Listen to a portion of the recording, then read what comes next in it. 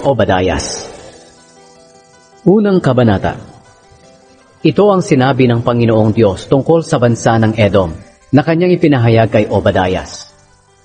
Parurusahan ng Panginoon ang Edom. Nabalitaan nating mga Israelita mula sa Panginoon na nagsugos siya ng mensahero sa mga bansa upang hikayatin sila na salakayin ang bansa ng Edom. Sapagkat sinabi ng Panginoon sa mga taga-Edom, "Makinig kayo.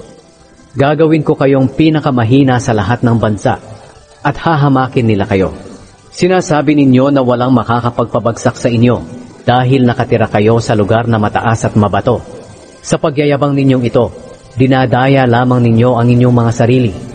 Sapagkat kahit gawin ninyong kasintaas ng lipad ng agila ang inyong tirahan at paabutin pa ninyo sa mga bituin, ibabagsak ko pa rin kayo sa lupa. Ako ang Panginoon ang nagsasabi nito. Hindi ba't kapag pinasok ng mga magnanakaw ang iyong bahay, ang kinukuha lamang nila ay ang kanilang magustuhan? At hindi ba't ang mga namimitas ng ubas ay nagtitira ng ilang bunga? Pero kayong lahat ay lilipulin ng inyong mga kaaway. Hahanapin nila at kukunin ang lahat ng kayamanan ng mga lahi ni Esau. Lilinlangin kayo ng inyong kakamping mga bansa. Ang mga bansang nakipagkaibigan sa inyo ay siya ring sasalakay sa inyo. At palalayasin nila kayo sa bayan ninyo. Silang mga nakisalo sa inyo, ang siya pang palihim na maglalagay ng bitag laban sa inyo. Ako ang Panginoon ang nagsasabi na sa araw ng paghatol ko sa inyo, lilipulin ko ang marurunong sa inyo. Mawawala ang karunungan sa Edom na tinatawag na bundok ni Esau. Manginginig sa takot ang inyong mga sundalo sa lungsod ng Teman.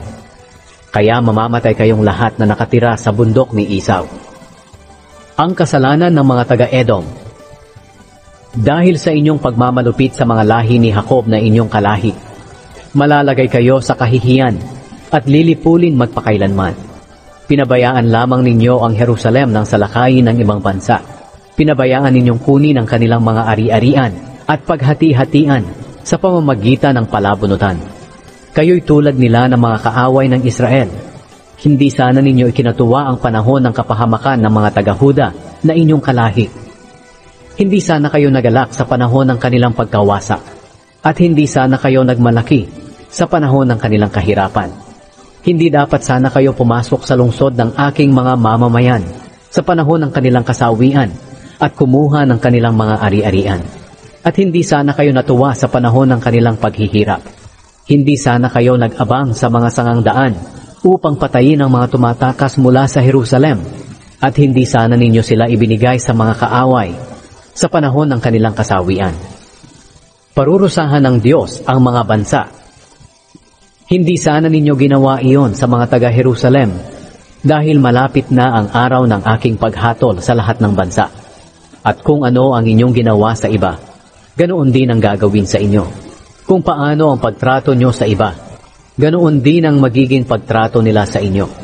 Kung paanong pinarusahan ang aking mga mamamayan sa aking banal na bundok, parurusahan din ang lahat ng bansa. Matinding parusa ang ibibigay ko sa kanila hanggang malipol silang lahat. Magtatagumpay ang Israel. Pero may matitirang mga Israelita sa bundok ng Zion at magiging banal muli ang lugar na ito. May babalik sa mga lahi ni Jacob ang mga lupain na dati nilang pag-aari. Ang mga lahi ni Jacob at Jose ay magiging tulad ng apoy na lilipol sa lahi ni Esau, tulad ng pagsunog sa dayami, at walang matitira sa lahi ni Esau. Mangyayari nga ito dahil ako ang Panginoon ang nagsasabi nito. Sasakupin ng mga Israelitang taga-Negev ang bundok ni Esau. Ang mga Israelitang nakatira sa kapurulan sa kanluran ay sasakupin naman ang lupain ng mga Filisteo. Sasakupin din ng mga Israelita ang lupain ng Ephraim at Samaria. At sasakupin naman ng mga lahi ni Benjamin ang Gilead. Sasakupin ng maraming Israelita na galing sa pagkabihag ang lupain ng Kanaan hanggang sa Zarephath. Ang mga taga-Jerusalem na binihag sa Sepharad ay sasakupin naman ang mga bayan ng Negev. Aakyat sa bundok ng Zion ang mga tagapagpalaya ng Israel upang pamahalaan ng mga taong naninirahan sa bundok ni Esau. At ako ang Panginoon, ang siyang maghahari.